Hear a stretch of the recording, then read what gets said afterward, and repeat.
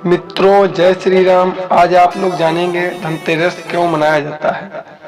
शास्त्रों में वर्णित कथाओं के अनुसार समुद्र मंथन के दौरान भगवान धन्वंतरी हाथों में अमृत कलश लेकर प्रकट हुए थे। जिस तिथि को भगवान धन्वंतरी समुद्र से निकले वह कार्तिक मास के कृष्ण पक्ष की त्रयोदशी तिथि थी।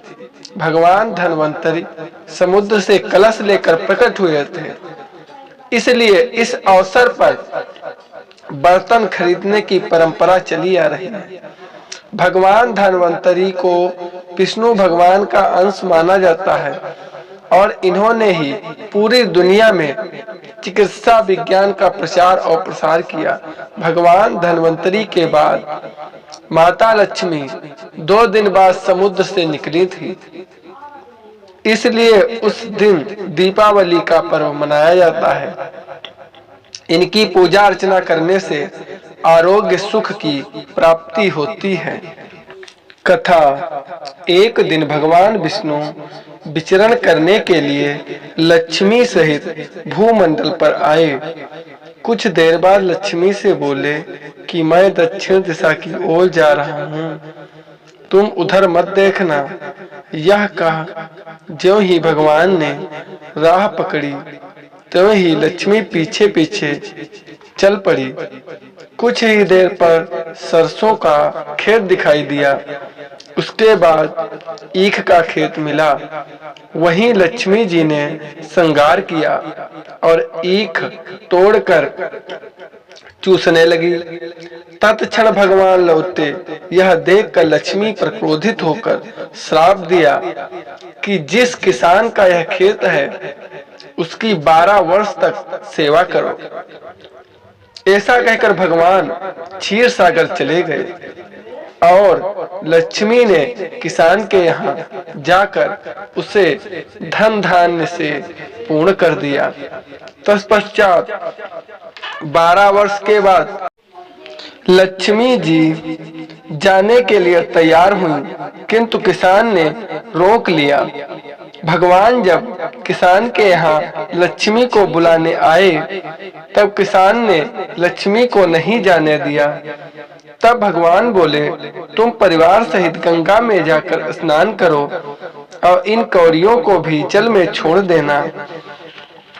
तब तक तुम नहीं लौटोगे जब तक मैं नहीं जाऊंगा। किसान ने ऐसा ही किया। जैसे ही उसने गंगा में कौड़ियां डाली वैसे ही गंगा में से 4 चतुर्भुज निकले और कौड़ियां लेकर चलने की उद्यत हुए। तब किसान ने ऐसा आश्चर्य देखा, गंगा जी से पूछा कि ये 4 भुजाएं किसकी थीं? गंगा जी ने बताया कि हे किसान, वे 4 हाथ मेरे ही थे। तूने जो कौड़ियां मुझे भेंट की है वे किसकी दी हुई हैं? किसान बोला, मेरे घर में 2 सज्जन आए हुए हैं, उन्होंने ही कौड़ियां मुझे दी है।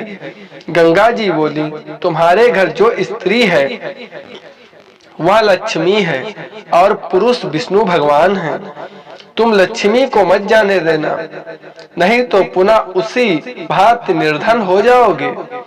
यह सुनकर वह घर लौटा तो भगवान से बोला कि मैं लक्ष्मी जी को नहीं जाने दूंगा। तब भगवान ने किसान को समझाया कि इनको मेरा श्राप था जो कि 12 वर्ष से तुम्हारी सेवा कर रही हैं। फिर लक्ष्मी चंचल होती है, इनको बड़े बड़े भक्त नहीं रोक सके। किसान ने हठ पूर्वक पुनः कहा, मैं लक्ष्मी जी को अब अपने ग्रह से नहीं जाने दूंगा। इस बार लक्ष्मी जी ने स्वयं कहा कि हे किसान, यदि तुम मुझे रोकना चाहते हो तो सुनो, कल धनतेरस है, तुम अपना घर स्वच्छ करो। रात्रि में घी का दीपक तथा धूप जलाकर रखना, तब मैं तुम्हारे घर में आऊंगी। उस समय तुम मेरी पूजा करना, मैं तुम्हें दिखाई नहीं दूंगी। किसान ने कहा, ठीक है, मैं ऐसा ही करूंगा। इतना कहकर लक्ष्मी जी 10 दिशाओं में फैल गईं। भगवान देखते ही रह गए। दूसरे दिन किसान ने लक्ष्मी के कथानुसार पूजन किया।